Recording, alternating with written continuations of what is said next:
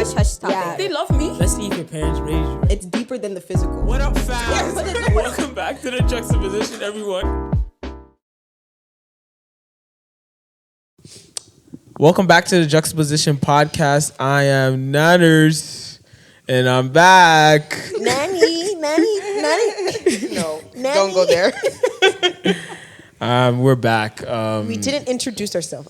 Come on, let's make it I thought he was consistent. gonna get there. I was trying to get there, but it didn't No. smoothly land, Yeah. to be honest. Okay, restart, redo. Welcome back to the Juxtaposition. I'm Nana, your host, alongside my two lovely co-hosts. Janet and Bernice, and this is the podcast where Christ meets culture. Oh, So yeah. you haven't been doing You that didn't for say the that last two. episode, bro. Wow. See, I've been Or doing my sis. thing by saying my verse in the beginning, but Yes. you haven't been, doing what you had to do. There you go. You just got it. Wow. Well, today we have a special guest. A special lady. Very special, near and dear to Lady. our heart. We have Perryana. Yeah. Hi everyone. How did this come about? I'm just asking myself that question. I've known Perryana for I don't know, but I feel like there was a season for me. You guys can speak for yourself. There's a season where I seen you in church, but I never said nothing to you Yeah. until you started working for ICO. Yeah. And then I was like, okay, I have no choice but to make a, connection with her. And then I started talking to her and she was just amazing. Like, I don't know. She is Sometimes I'm cool. just shy, I feel like, so I don't yeah. know. I had a talk with you, but not like enough because I haven't been in the church to be able to like have that, Yeah. But Definitely. I'm hoping to work on that and kind of like every Sunday or every time I see you and catch you, just catch up with you because, life happens and sometimes we can't always Yes. catch up with people every time. So Yes, Perry, how long did you, when did you first come to the church? Because I That's a cannot good remember. question. Yeah, that's a very good question. It's going to be 3.5 years because Really? I started coming to CCC just like a year before the pandemic. And I could only imagine like just trying to get names going and then the pandemic happened. So I was just like, so I keep saying I'm new here. And they're like, no, you're not. Just like if I don't know somebody's name at this point, as big as the church is though, right? But yeah. But where are you from? Tell us where you're from. What's your Yeah. background? And how did you kind of like find the church and kind of come into that Okay. space? So I am from the beautiful island of St. Lucia. Come on. I got to go there one day. I know. Yes, you better visit the Caribbean. So yeah, I have been here for, it's gonna be 11 years this year. And when I came to Canada, I was a church goer back then. That's what I have come to that understanding of, but not fully committed to Christ. So I was raised going to church, but coming to Canada, I realized that what I thought I was and how I think I actually had a relationship going on with God, that wasn't the case. So I found God here. In the midst of the trials, that was so real. I found God here, and so I started to go to church and go to Bible study and grow to the knowledge of God and dedicate my life to God completely. When I found Christian Center, that's interesting. I was in that season in my life where, so I would say I was a baby in Christ in my old church. And it's funny because my old church was a mixture of two churches where it was a Nazarene, but a Pentecostal church lost the building. And they asked to come and worship with us. And let me tell you how God brought two denominations that's totally opposite together. And that was mind-blowing. So much started to happen. So I came to Christ in the Nazarene church, but I had a lot of teachings from the Pentecostal leaders, and my faith was just booming because I had the best of two. And for the thing that stuck with me that I was not going to be about denomination, but about relationship. And so something happened where they had to go separate ways. And in that moment, I had to find my way. I stayed where God allowed me to stay. I didn't do no shifting without His permission. But at that point, I realized there was a shifting going on, and I was just like spiritually, I was in that dry place. Right. Nothing wasn't happening, and it was time for God to take me to the next level. And I took a sabbatical, and in that moment, I was just walking, and I saw the church before, but I never came. And I saw before walking in that Sunday, I kind of saw. Just that ministry of people just handing out flyers a Saturday, and I'm like, okay, I'm gonna check it out because there was just something caught my eyes. There was so many services provided at the church, and one Sunday I just took a walk and I never left. Wow. Yeah, That's amazing. it was the leading of the Lord. Sorry, I have a quick Period. question. Yeah. How was the difference between going to church in St. Lucia versus Toronto? Is there any difference? And if so, can you tell us? I would say one of the things that stood out for me here, when I was looking for a church, it just became so competitive. Like on every corner, you found somebody trying to, hey, you want to come to my church? And I was like, whoa, this is a little intimate, It's a business. Yeah, and I found that out early, and I'm like, whoa, this is serious, So I went to a few churches. We toured around a few of my friends. We were just looking, and we had some experiences, definitely. But that was the first thing that was different. Like, everybody just goes to church back home, and you're brought up in church, but you're not really seeing people trying to really grab you or, all of that. So that was one of the things that stood out for me. But yeah, that's one thing. Yeah. Well, I just like. I can't hear you. Oh, you can't hear me? Sorry. So like I said, I met Perryana at ICO, and one time we were talking, getting Yes, to tell know us each the reason why other. Perryana's on our show. Yeah, we were talking and getting to Just know each other. tell them the real truth, though. What do you mean the real truth? The Come whole on now, tell the whole truth. Nothing but the She's truth. a new guest. I mean, she's a new podcast person. I'm quitting. I'm joking. No, we just started talking, and I'm like, just getting to know her life story, and then she just tells me her life story, and I'm like, whoa, stop Snippet. right there. You need to be on the podcast. So this was supposed to happen like last year, but stuff happened, life happens. But now she's here to tell it, and I just feel like the world needs to hear your story, and they didn't hear anything. Yeah, No. I tried to explain it, but I couldn't. He didn't And do a good I job. kind of forgot too. But I'm so excited just to hear this story. So start wherever you want to start, Yeah. do you remember how it even yes. started? The conversation. Yes. So I was doing placement. This is where I kind of really got to know you guys on the next level. I'd seen you all in church, but still trying to whip my way through there, So, but doing placement really gave me that closer bond with you guys because I really had to work with you guys and not all the crowd, right? And so that morning, we were there just kind of briefing. You were there too, Janet, and we were just like, went into that place of prayer for each other. And I was there. A lot of times I wasn't always so engaging, but at that point I was like, wow, this is so beautiful. I'm like, I want you guys to pray for me too, And, so much was going on with my family at that time. And you guys just embraced me and prayed for me so beautifully. And at that point, after Nana and I was just talking, and I was like, yeah, this is what's going on in my life, and my brother is not well, and my parents are just done with it, so different. So and then you were like, your brother, and I was like, yeah. And I'm like, I have a stepbrother, but I actually have a little brother, and you're like, okay, how old is you? So I'm like, yeah, I actually have a 12-year-old brother, and you were like, okay, how old are you? You just trying to do the math, right? And it was like, being a journalist. yes, exactly. And at that point, I was like, if you only knew how he came about. He was like, I'm like, so I was my mother and father's only child for 25 years. Wow. Right. So that was the first thing he said. Wow. For years, I was, just hoping that a sibling would come or something would happen, But that didn't happen, so I had stopped, thinking that would. But it became more interesting when I told Nana. But my dad died 2 days before I was born. And so that sent my mom into shock, the trauma of it all. And so she couldn't have kids. So he's like, okay.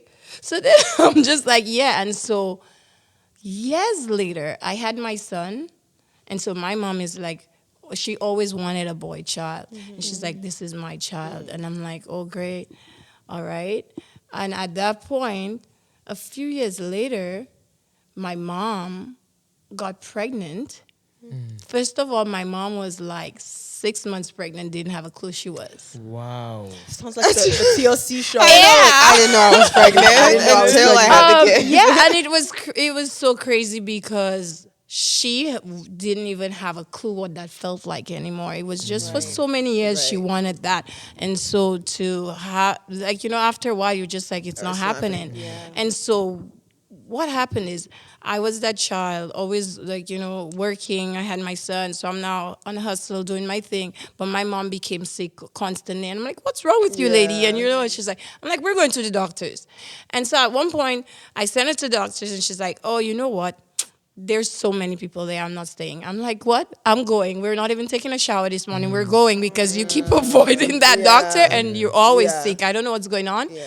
But at that point, we went in and they took a pregnancy test, blood work, all of that. Right. And the test came back positive. Let me tell you how I almost passed out. You see how I stomach? What are you saying, right? So the two of us are like looking at each other. What's going on? I mean, granted, she had a boyfriend, but at the same time, it was like, What? all those years, that didn't happen. And so, okay, it became more interesting. Not only she was pregnant, then they sent us to the ultrasound, see how far she was. This lady was like 6 months pregnant. That's crazy. I went, it was so much for me. Like, I was a waitress at the time, and I literally my memory started to glitch because I was so stressed. Because I don't know if you all know, at 6 months, you can actually give birth. You should actually have all your stuff in place by then, because it's possible that you could have a premature at 6 months. Right. So that was what was going through my mind, and then where did this child come from, and what is going on here? So we almost I literally, I think I fainted at the ultrasound. It was, my mom was just not able to talk. So long story short, fast forward, my brother is there.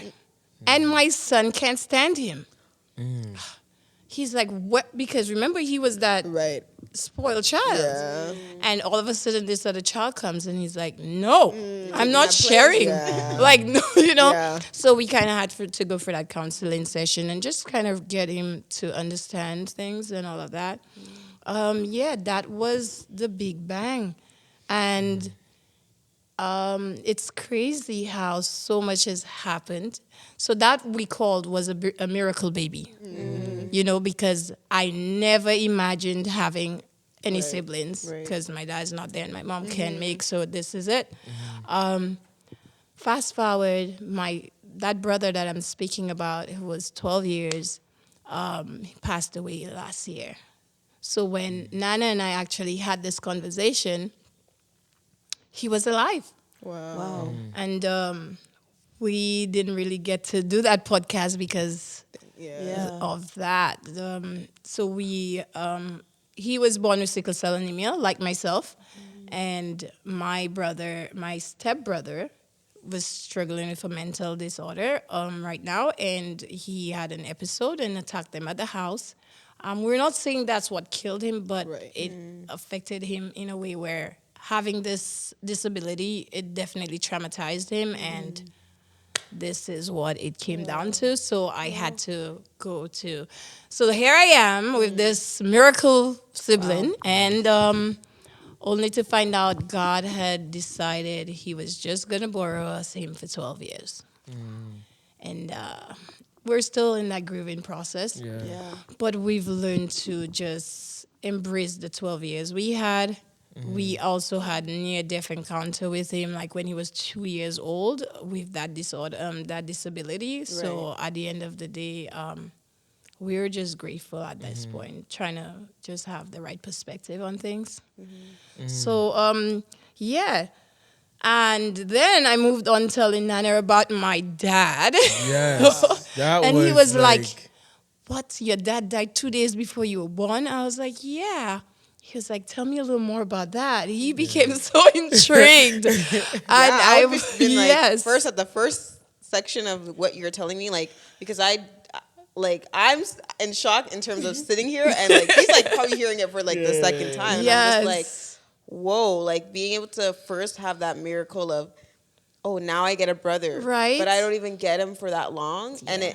it kind of reminds me of kind of like the stories in the Bible of like Yes. how people were there for a short period of time and then that Yes. gift was taken away, and It was so it's it just blew my mind because, and the funny thing is, I had been here for 10 years of his life. So I left when he was at least 2 years. yeah. And so I finally got my papers here in Canada, so I was able to now travel. And I went, it was last 2021. I went in December. And I got to see him. For 3 weeks, I was back in St. Lucia, and I got to see my family after 10 years. And then I came back for school, and 4 months later, he died. This was, wow. It was like, no words could have explained what was going on. yeah. But I've learned to see the faithfulness of God in all this, how he allowed me to see my brother and, and just reconnect with him. Because I don't know what it would be had that not happened. Yeah. And so just having that 3 weeks happen and me getting to be with him, wow. Yeah. So does that mean your brother was 2 years younger than your son? Yes. Okay.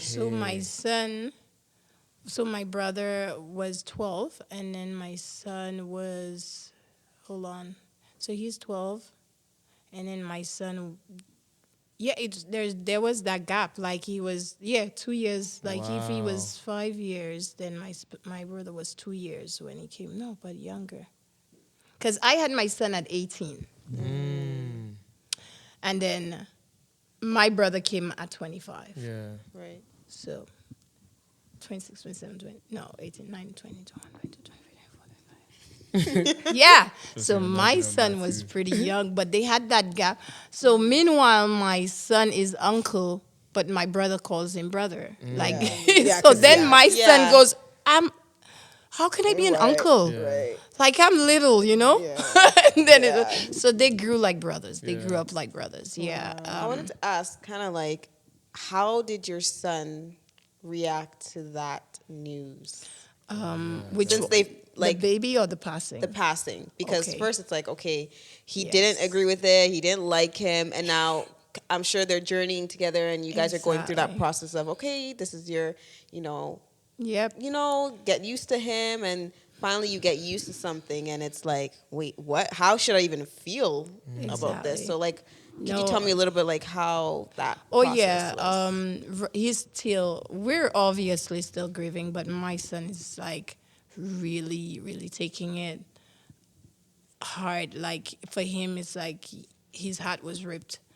He sometimes say, "I just want to be with him. Like I want to leave. I don't want to be here." Like because my son, remember him DJ, like as young as my son was, he's always been a DJ as like 3 years old, Yeah. playing with the skateboards and all of that. And then my little brother will be like, "Oh, let me take the video. Let me take the phone. I'm gonna do the videos." So they were just the annoying bunch, and it was like, now who's gonna do that for me? Now, I mean, he's not in St. Lucia right now, but he really had that connection with him. So it's really hard, really, really hard. Even for my mom, who never imagined she had this, Right. was gonna have a child again, and then Right. yeah, Yeah. Can you talk about like maybe trying to? Because I think we talked about it a little bit. Trying to understand, like, I believe it was your cousin or the one that had a mental Oh, problem. that's my stepbrother. Yeah. Stepbrother. Sorry. That's okay. Talking about like how knowing it's not really not fully blaming him, because that's one thing we talked about. Like, Yeah. yo, we can't really blame people like that because they don't really know what they're going through, right? That's So right. how is that like trying to like cope with that thinking? Honestly, when it first happened in the pandemic is when it started, and the first attack happened. The first episode, he attacked his grandma by like, which was his biological mother, and so he was turned. We brought him into the rehab and stuff. He picked up himself again after that, but then the second episode was at home with my mom and my son and my brother. And my son's arm got broken in the midst of it all. So at that point, it's hard, but this is not him. This is not who we know him to be. And there's so many cases of mental health increasing in the pandemic. And it's like, okay, so as a believer, it's now for me to show grace and love. And my mom was a new believer, and now I have to kind of teach her that, or just pray that the Holy Spirit will show her that, because let me tell you, she was not having it. My son was like, he has to leave. Like, nobody was like understanding that, because there's a stigma back home around mental health where they don't understand these things. But me being here and having so much more knowledge and insight on that, I was able to kind of break it down to, and just most of all just pray about it, ask God to show them the things that I can't tell them. So in that period of time where everything is going on, we're trying to just forgiveness, because we know the enemy could really just have you so bonded with unforgiveness. So I was so big on just preaching that forgiveness word at the point is like, oh, really? Were you there? Did you get hit? So I was really in that tight place. As much as I feel like I'm a gifted counselor, at that point I couldn't counsel my family. They're like, you better stay out of this. So I really had to back off. But one thing I had to do is just advise them to see counselors. So my son, I placed him in a counseling with a counselor. My mom was a bit hesitant at the time, so that was helping a bit.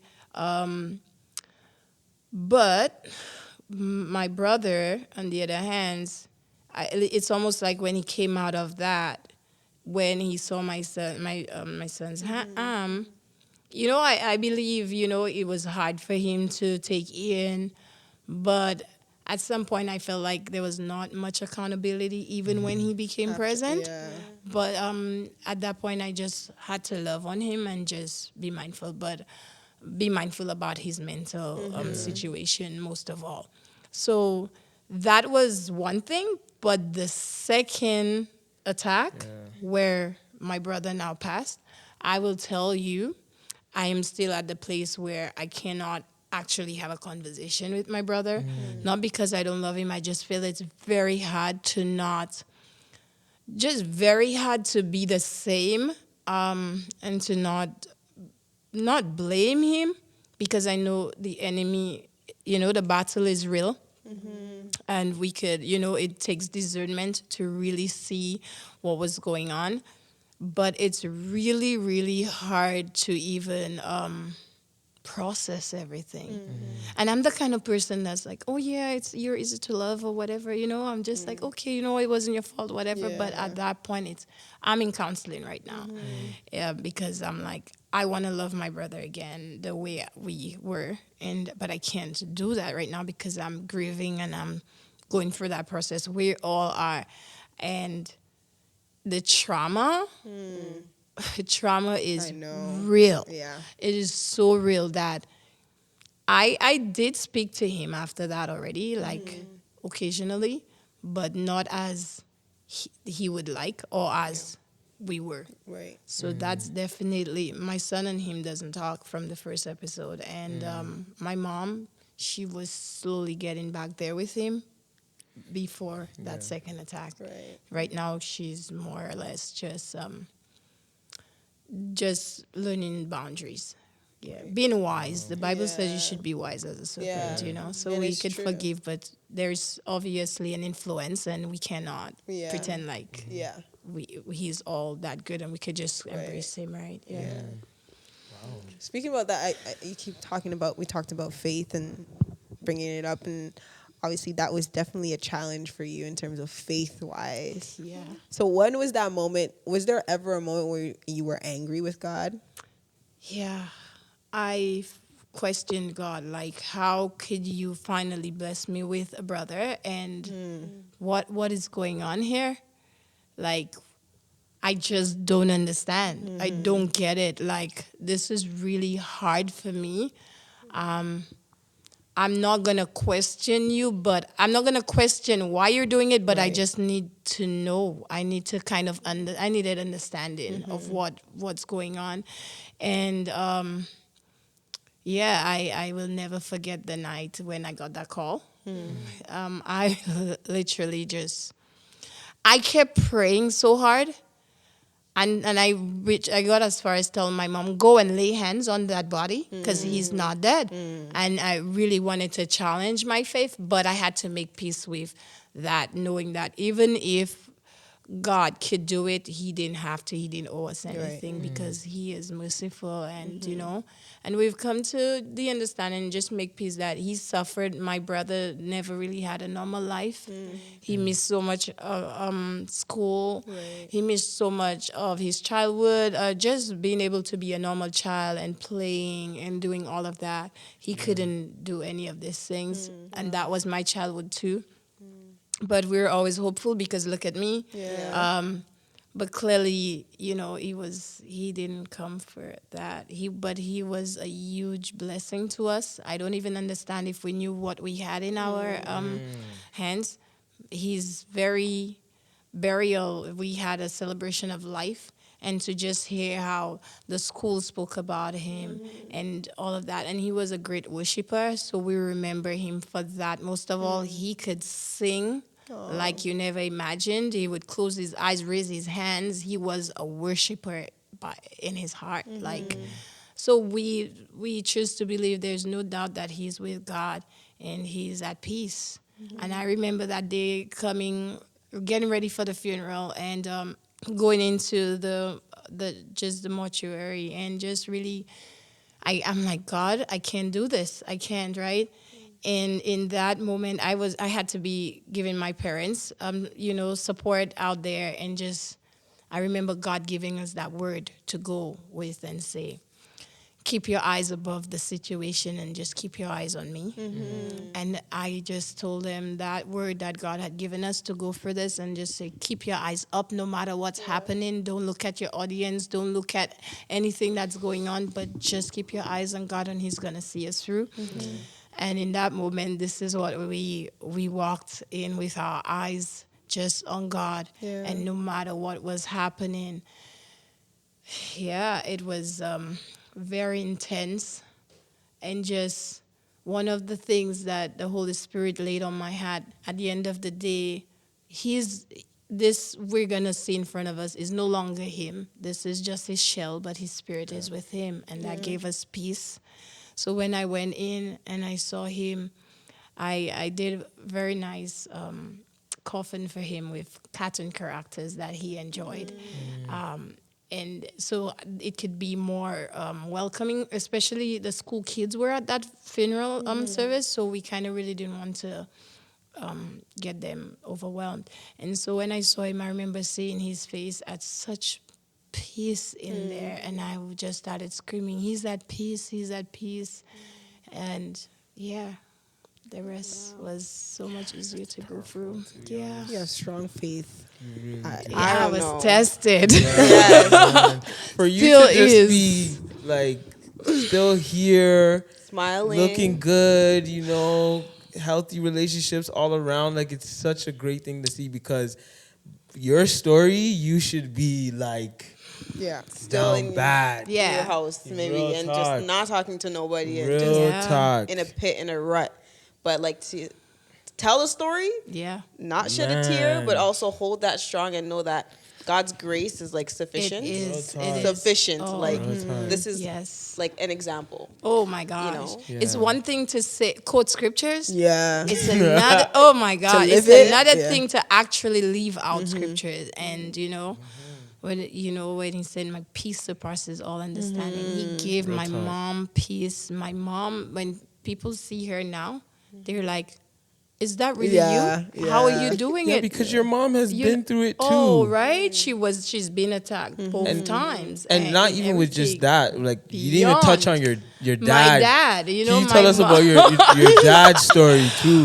My mom is, oh God, she is beyond warrior.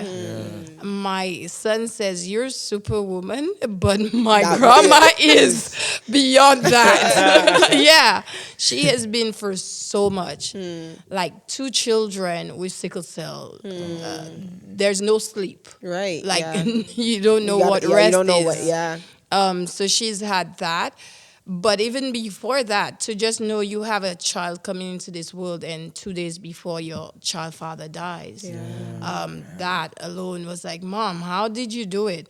And when she was hospitalized during labor, someone came in and gave her that news while she's about to deliver, and her pressure just went skyrocket, and she could have literally been in the madhouse right Yeah. now, like mental for her Wow. life. But they gave her an injection to kind of stop it. But that even messed her up. That she never had a normal menstrual cycle. She's always suffered with crazy headaches and all that every month. It was that bad. Yeah, so she has definitely been through her fair share. And then me having to she had to take care of me all on her own because my dad's family and her didn't really have that connection per se. And so here I am, and she has to just survival of the fittest, figure it out. And she was young. She had me at 20, and we've hardly any experience. I'm her first, and she definitely have been through a lot, just trying to figure out life. And so when my dad's story came, that really traumatized her to a point where her womb, she wasn't allowed to have a kid because the trauma It just really stopped, took a yeah. toll on her entire body. So she wasn't able to have any more kids. Her health was disrupted with that, sickness of every month having just major chronic headaches and all of that. So she has definitely had a fair share. Not too long ago, I think a couple of years ago, they brought us. So there's this childhood friend of my father, my biological father, and that he wrote a book about them. So he came to the islands because he lived in England. Yeah. And he just went to the different families because my dad's story, I'll get to in a bit, is just, it's so significant that my mom now, she was put in that position to just get a little more information from, and it definitely kind of revamped things because there's just sometimes, you put all these things to rest. But long story short, my dad was maybe 18, 19 when he died. He was a fisherman. Wow. Yes. And so it was 7 of them who went to sea and never came back. There was one survivor, though, to tell the story. Wow. It was very young kids. So my dad was the captain of the boat. That's what he did. But they had some young men. I guess they were being rebellious that afternoon and skipped class and went on the boat, even when he told them, no, don't come, because he was going out to take the net off. Not sure if you'll know much of fisherman journey, but he was going out to do that. And in that moment, they hopped on. They're like, oh, no, we're coming. So... And this at is that- in St. Lucia. This right? is in St. Lucia, yeah. At that point, they came, and whilst they set out to go get the net and all of that, the engine of the boat broke. And yes, the boat started to drift, and they were lost at sea Wow. for, yeah, they were lost at sea. And my dad, they had to start drinking salt water to kind of keep them going.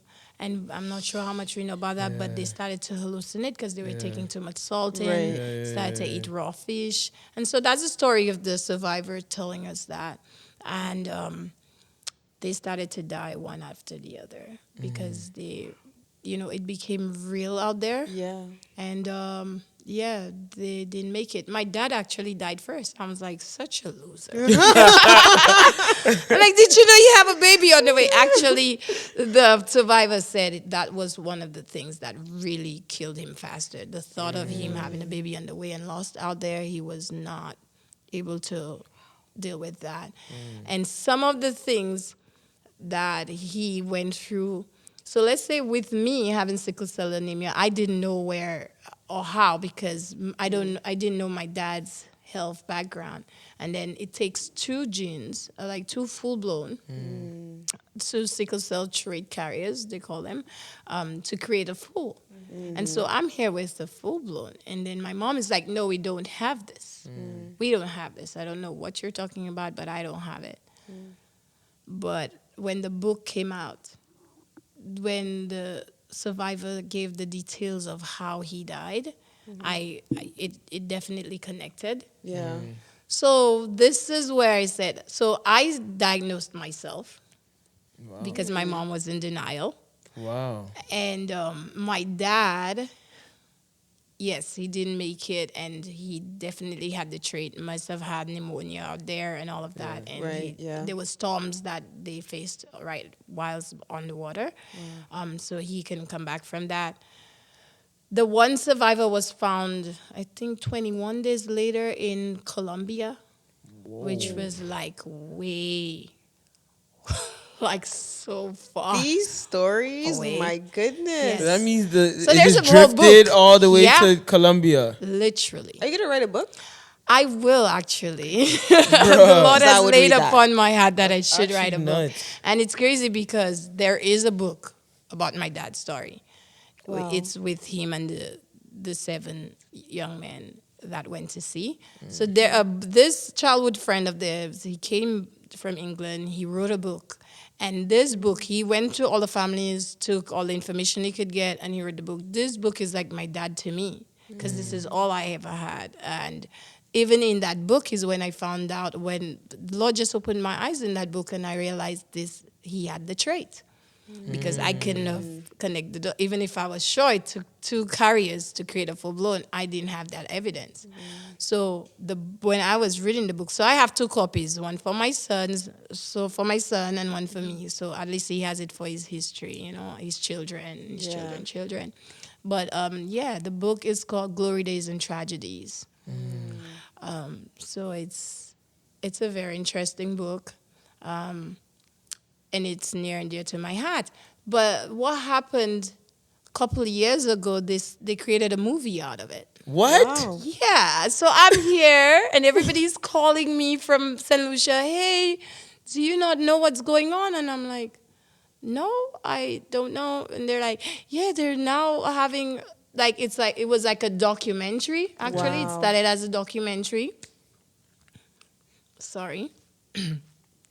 And it was so interesting. It was actually the first documentary on that particular person series, Yeah. And I guess it just blew everyone's attention that they like, no, we need to make a movie out of this. Yeah. So I'm here and I'm getting all these calls and all of that. I was just like, no. Then I saw the documentary on YouTube. It's still there, and it's called 21 Days. And with that, so I reached out to the producer and say, hey, I'm the daughter of the deceased, and I heard there is all of that going on. Right.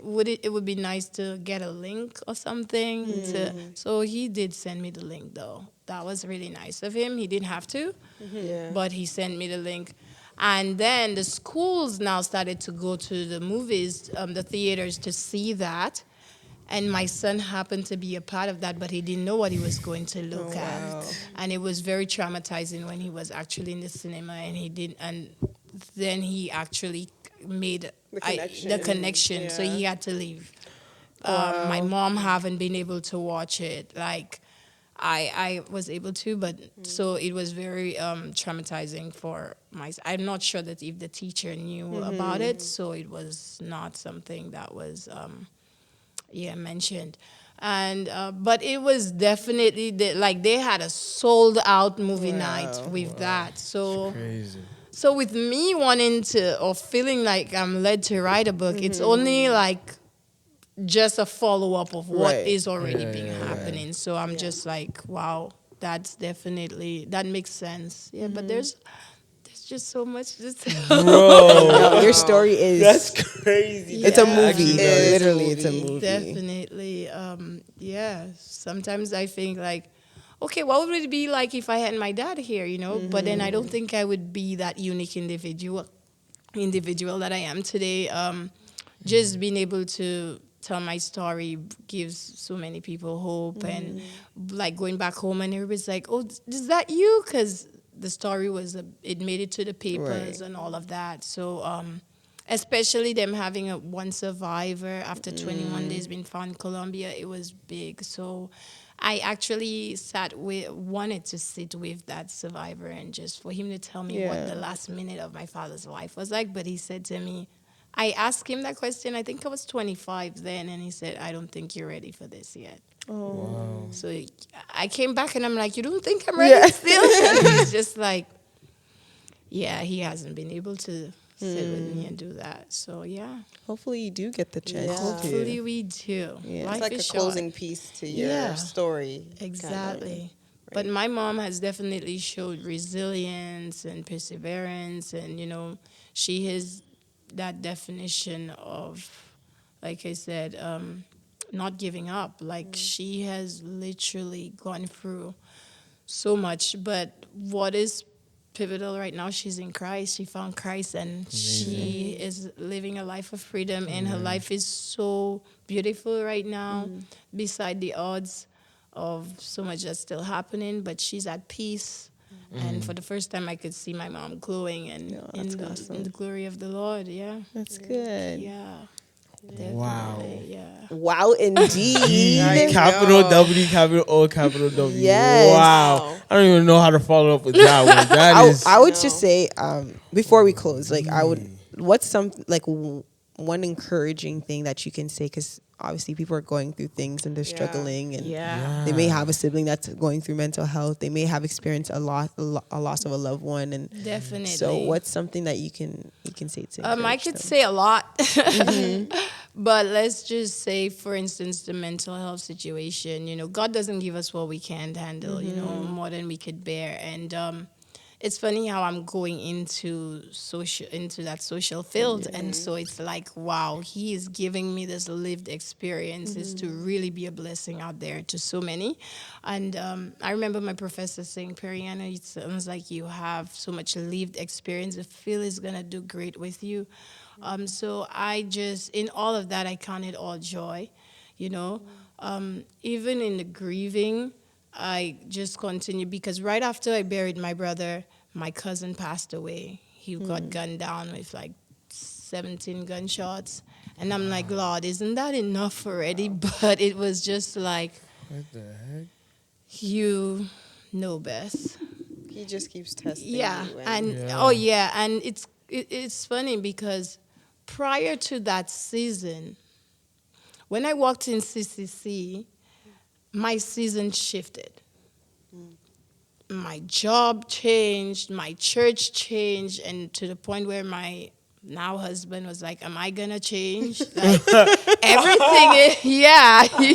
He was like, what is going on? And I Yo, said, that's real, this is though. a new season. And he didn't understand much then, but he really saw that. And my life ministers to him even now. And so I definitely saw the shifting of the Lord in my life. And this is for a whole other show, my relationship, but just standing in faith when God told me to, you know what, you need to separate yourself. And I was in a relationship for 5 years, and then I had to live separate and just trust God if that was the way to go back to or not. And now we're married, so God definitely spoke. Whilst I was waiting for my immigration status to come through after 10 years of being denied for 6 times, the story just keeps We growing. can have 10 episodes of Perryana. This is part one of yeah. Perryana, okay? She has so much more to tell. And I know definitely God has a purpose in all this. He definitely calls us his masterpiece, and so everything happens for a reason. Everything, you just got to trust him, and there's levels. I think this is what I want to leave with everyone. There is levels to your faith, levels to your trust with God. And so every level you go, you're going to get tested on a different. Time out. Levels. So you're telling me you got denied 6 times. Yep. This stuff is happening with your family. Yep. And your faith level is still high.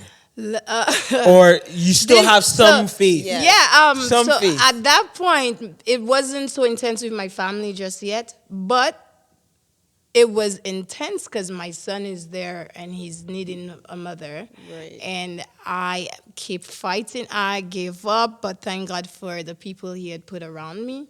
That's so important, to make sure you have the right people around you. And I remember saying, God, I remember my faith wavering, and that scripture, a double-minded man expect nothing from God, and it's impossible to please God without faith. And I'm like, I need faith. You're going to have to give me something. Yeah. And I sat in my backyard and I looked at this apple tree and I'm like, I need my faith to grow and bloom like this apple tree. I became a monster in the face of adversaries, just becoming a giant. She said the seed. She's like, Yeah. that mustard seed. Just a little bit. Just give me a little bit. And asking and becoming That's it. bold, he will give it to you. Yeah. I became, that Horrible. giant, like Goliath and David. I could tell you, David didn't see himself small in front of Goliath. That's why he was able to say, who is that Philistine? That, so I became that.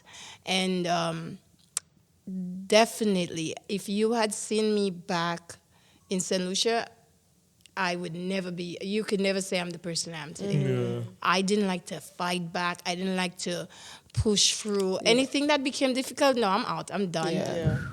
This is not for me. I'm sorry. But I grew to fight.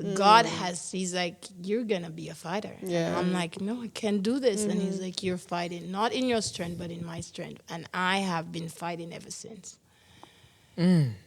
Fighting in the strength of the Lord. And he's definitely blessed you. Like, even though it feels like he's taken so much from you, he's also blessed you with so much along the way to kind of be like, I'm still faithful, in those things. Beyond the things that you take away, the death that is going to happen, death in life. Like, he's like, you know what? I'm still God.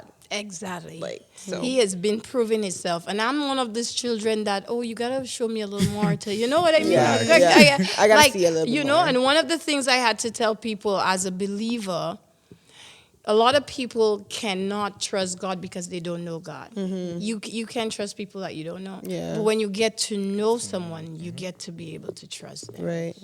And I know he's asking to just give him your all right away, but he definitely meets you where you are. And when he proves himself, you now have to meet him. You gotta So take that step. it's been that. And I have definitely lived to see the testimonies of the Lord in my life. My son has been has reunited with me after 10 years. I'm a newlywed. I am a student in the field. Yes, she is. So I have so many breakthroughs.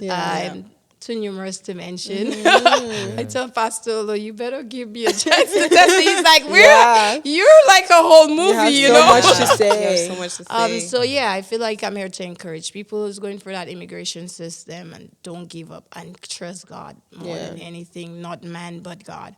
And if when God say yes, nobody could say no.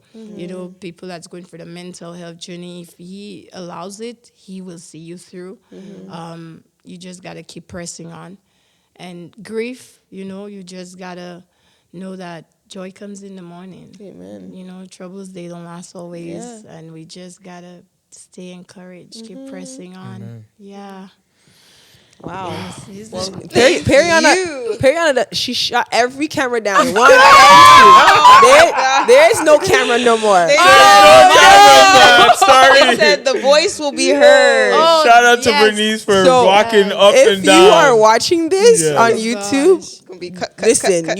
All you gotta do is just listen. You don't even Right? gotta Yeah, watch you it. gotta listen. Oh It's my okay. God. This Be is attentive. This is so beautiful No, I because love it. I remember going out to City Hall and be an advocate for the sickle cell organization, and the Lord spoke to me right there, and He said, "You'll be a voice in the wilderness. Yes, You'll come be on a now. voice to the hopeless. Yeah. A voice to the the weak." And I'm just like, no, Yeah, I'm not. Yeah, it's not me. I don't know what you're Not talking about. me. It's not me. But it always keeps, like when Nana asked me to do this, I was like, why does this feel like something I already been called to do, So I just have to walk in obedience and avail myself. And we're very grateful that you did. And Thank you you answered so the much. call. Oh, You said I yes. appreciate it. Yeah, It's all I'm- glory I'm- to the Lord. I'm big on people telling them stories because other people need it. It's the lie from the devil to say, "Oh, don't share," like, Yes. "Oh, this, that." Yeah. Oh, but no, people need it, and it's gonna help a lot of people. So shout out Yes, to you. thank you, Perryana, Yes. for joining us on our Thank you. podcast. Thank you. Thank And we you. She will is the see her first again. she is the Yes. first guest of the year, so Yeah. come on, girl. She opened it up, and I'm I don't know what the rest of the grateful. guests.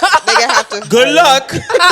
measuring up. Step I'm your looking game in the up. camera like this. Step your Camera. game Good up. luck. Oh, yeah. So yes, Yeah. thank you so much, Perryana. That has We been a appreciate blessing you. and so very encouraging in terms of faith an for honor sure. too. Yeah. This is about faith and Yeah. trusting God and knowing that everything that He says in His Word is yes and amen. And it That's works right. together all. And for you His just good. follow His lead, and That's He knows it. the rest. Even So, before you actually give your life Right? to Him, He's working He's it all already out. working it He's out for been you. at work a long time. Yeah. So, for those who are listening, thank you for once again finishing the podcast. Yes. Because this is some really good, great, like encouraging, uplifting. Also, obviously, there is moments where it does get sad, but at the end of the day, it points back to Jesus. It points back to Him, and Yes. that's why we're created for Him and for His glory. And so, yeah. So if you listen, I hope you enjoyed it. If you did, give us a thumbs up, like it, share it with someone who you think this will bless. Yes. Yes. If you know this is gonna bless someone, share it with someone. Subscribe, follow us on Spotify or any streaming platform.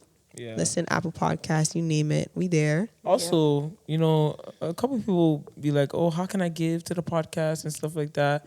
So, if you would love to give, the link below. I'm looking at the cameras once again, like it's on, but it's not. The link below, you can, give to our PayPal. I believe it will be a PayPal, and we can bless others. We can to continue this podcast. We can, make it better and stuff like that. So, yes, feel free to give so we can give back to y'all. And that's it for us. it? We out. Hope you have a blessed week, and I hope Yes. this encourages Yes. you and your faith will increase. Walk with God, where Christ meets culture, the juxtaposition. We out. Boom. Peace.